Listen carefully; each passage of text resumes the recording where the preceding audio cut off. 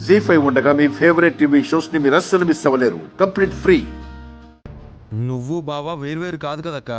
బావకి కొంచెమైనా మొహమాటం ఉంటుంది, నీకు ఉండదుగా. నీ మనసులో ఏముందో కక్కి.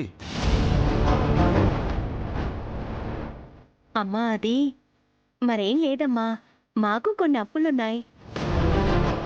గణపతికి మంచి సంబంధం కుదిరింది. కట్న కానుకలు గట్టిగానే ముట్ట చెప్తారు. ఆ డబ్బులు ముట్టగానే మాకివ్వాల్సిన కట్నం డబ్బులు ఓ 5 రూపాయల వడ్డీ వేసి మాకిచ్చేయండి.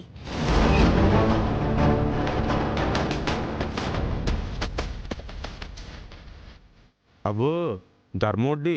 అవును మావయ్య, నా పెళ్లిలో కూడా నాకేమీ పెట్టలేదు. వాళ్ళతో ఆడపడుచు కట్నం గురించి మాట్లాడండి. ఇంకా ఆ కోటేశ్వర్ల సంబంధం చేసుకుంటూ మీ తమ్ముడు నీకేం నగలు చేయించలేదా అని నలుగురు అంటే ఏం సమాధానం చెప్తుంది చెప్పండి. అక్క, ఈ సమయంలో ఇవన్నీ అవసరమా? అసలే అమ్మ హాస్పిటల్ నుంచి ఇప్పుడే డిశ్చార్జ్ అయ్యి వచ్చింది. నువ్వాగిందు వాళ్ళ భయం కూడా అదే. నాకు ఆరోగ్యం బాగాలేదు కదా, రేపు నేను పోతే వాళ్ళకిస్తానన్న డబ్బులు ఎక్కడ పోతాయో అని భయం.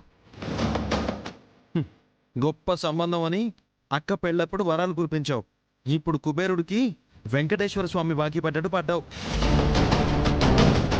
నిజంరా సుబ్బు, బాగా గుర్తు చేసావు. మీ బావగారు పెళ్ళికి ముందు రియల్ ఎస్టేట్ ఓనర్ అని చెప్పాడు. అందుకే అక్క మాట ఇచ్చింది. పెళ్ళి అయ్యాక తెలిసింది రియల్ ఎస్టేట్ బ్రోకర్ అని. నీలాటోడికి మా అమ్మాయిని ఇవ్వడమే ఎక్కువ, మళ్ళీ నగలు కట్నాలు నా లొంగిలోతి. ఇదిగో బ్రదరు, నీకు పెళ్లి కాలేదు కాబట్టి పెళ్ళిళ్ళు ఎలా జరుగుతాయో తెలియదు అనుకుంటా. 99% పెళ్ళిళ్ళు జరిగేవన్నీ అబద్ధాలతోనే.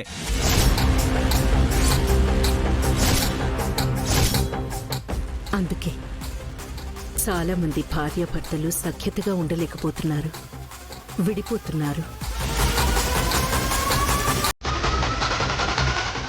నిజంగా పుట్టిన వాడెవడు అబద్ధాలు చెప్పి పెళ్లి చేసుకోడు.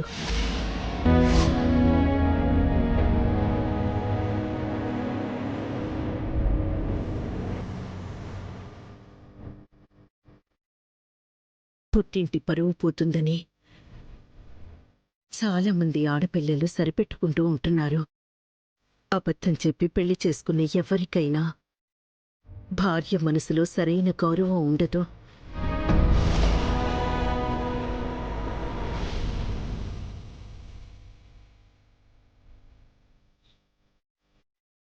ఇలా అబద్ధాలు చెప్పి పెళ్లి చేసుకుని